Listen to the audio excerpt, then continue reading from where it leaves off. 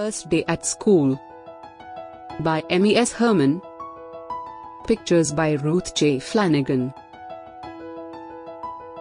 It was the first day of school. Mrs. Lee gave Amy a big hug and a kiss in front of room 103. "Have a wonderful day, my shining star," said Mrs. Lee. She showed Amy a folded piece of paper and quickly put it in her daughter's pocket. "Open this in case you need a little help." Amy walked into the classroom. "Welcome to class 103," greeted friendly lady. "You must be Amy. I am your teacher, Mrs. Burns. Find your cubby and then join the others on the rug." Mrs. Burns walked off quickly. All of a sudden Amy felt very alone. She reached inside her pocket and touched the piece of paper her mother had put there.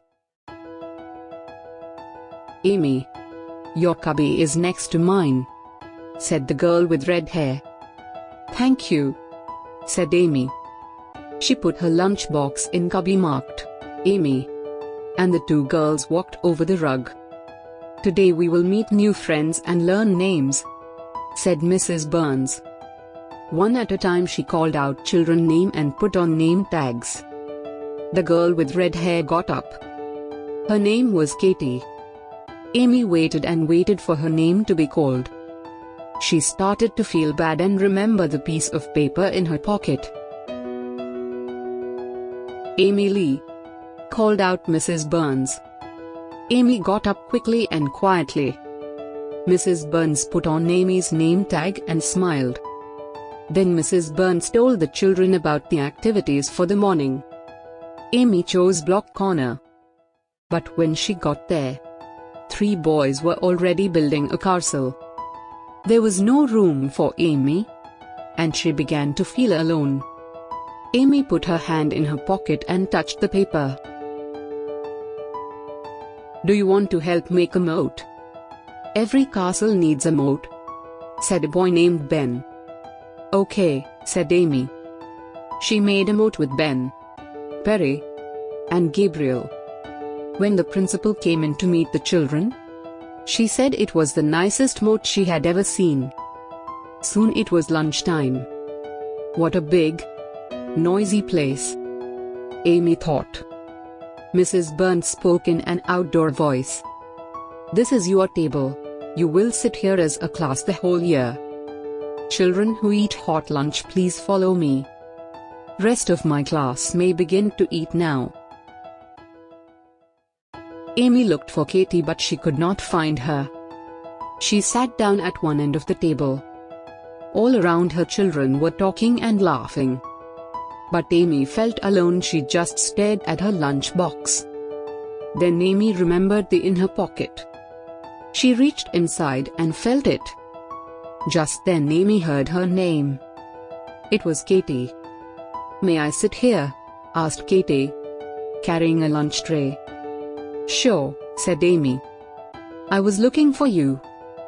I get hot lunch. I stand in that line over there," Katie said, pointing behind her. Katie sat down and started to spread mustard on her hamburger. "You like mustard on hamburger?" asked Amy. "Yes, I do," answered Katie. "So do I," cheered Amy, and the two girls laughed. After lunch, children ran in all directions in the yard. Amy couldn't decide what to do first.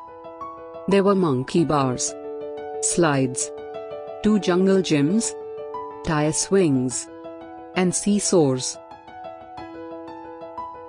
"Can you give me a push?" asked a girl who was sitting on a tire swing.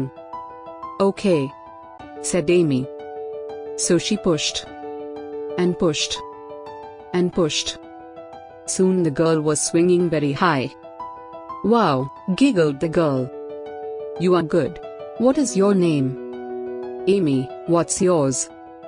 Amy asked. "Jenny," said the girl. "Do you want to go on the monkey bars now?"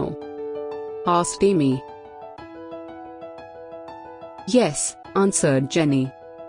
The girls raced to the monkey bars.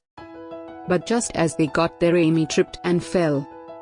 She felt a stinging on her knees and then she saw the blood. "Are you okay?" asked Jenny. "No," said Amy, trying to hold back tears. Mrs. Burns walked over quickly. Jenny offered to take Amy to the nurse.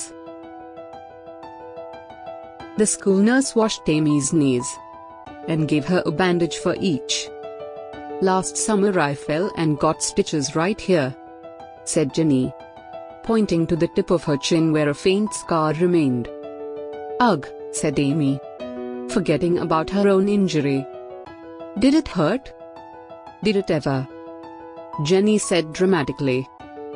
After cool cups of water, the girls thanked the nurse and walked back to the classroom. The children were sitting on the rug. Mrs. Burns smiled at the girls as they walked in. A few children asked what happened. Amy felt important telling her story and showing the bandages. Soon it was time to go home. Amy saw her mother come into the classroom. "There is my shining star," her mother said. "How did your first day go?" Mrs. Burns came to Mrs. Lee. Amy felt in the yard, but she was very brave. She had help from her friends. "Did you need any other help?" asked Mrs. Lee, looking at Amy's pocket. Amy's eyes widened. "So many things happened today, I didn't get a chance to open the piece of paper. Now I will," exclaimed Amy, reaching into her pocket.